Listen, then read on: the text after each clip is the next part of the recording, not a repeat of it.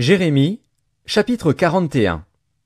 Au 7e mois, Ismaël, fils de Néthania, fils d'Élishama, de la race royale, vint avec des grands du roi et 10 hommes auprès de Guédalia, fils d'Achikam, à Mitzpa.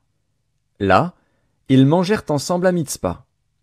Alors Ismaël, fils de Néthania, se leva avec les 10 hommes dont il était accompagné, et ils frappèrent avec l'épée Guédalia, fils d'Achikam, fils de Shaphan. Il fit ainsi mourir celui que le roi de Babylone avait établi gouverneur du pays.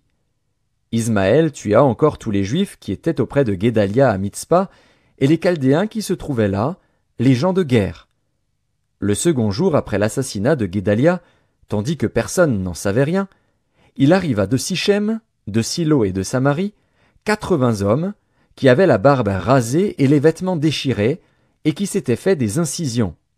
Ils portaient des offrandes et de l'encens pour les présenter à la maison de l'Éternel. Ismaël, fils de Néthania, sortit de Mitzpa au devant d'eux. Il marchait en pleurant. Lorsqu'il les rencontra, il leur dit: « Venez vers Guédalia, fils d'Achikam. » Et quand ils furent au milieu de la ville, Ismaël, fils de Néthania, les égorgea et les jeta dans la citerne avec l'aide des gens qui l'accompagnaient.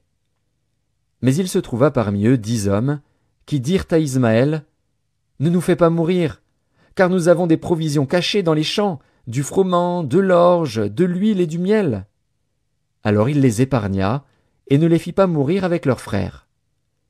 La citerne dans laquelle Ismaël jeta tous les cadavres des hommes qu'il tua près de Guédalia est celle qu'avait construite le roi Asa lorsqu'il craignait Baécha, roi d'Israël.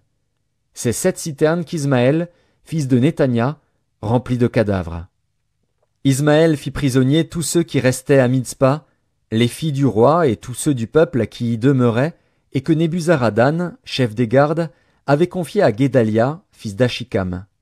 Ismaël, fils de Néthania, les emmena captifs, et partit pour passer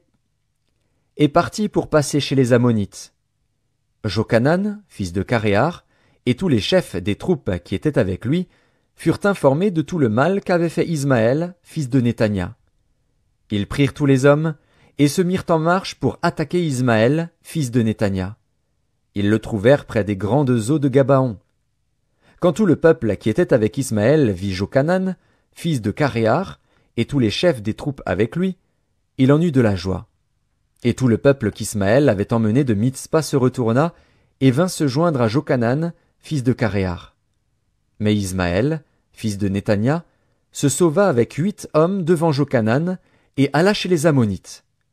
Jochanan, fils de Caréar, et tous les chefs des troupes qui étaient avec lui, prirent tout le reste du peuple, et le délivrèrent des mains d'Ismaël, fils de Néthania, lorsqu'il l'emmenait de Mitzpa, après avoir tué Guédalia, fils d'Achikam. Hommes de guerre, femmes, enfants, eunuques, Jochanan les ramena depuis Gabaon. Ils se mirent en marche, et s'arrêtèrent à l'hôtellerie de Kimham, près de Bethléem, pour se retirer ensuite en Égypte, loin des Chaldéens dont ils avaient peur, parce qu'Ismaël, fils de Néthania, avait tué Guédalia, fils d'Achikam, que le roi de Babylone avait établi gouverneur du pays.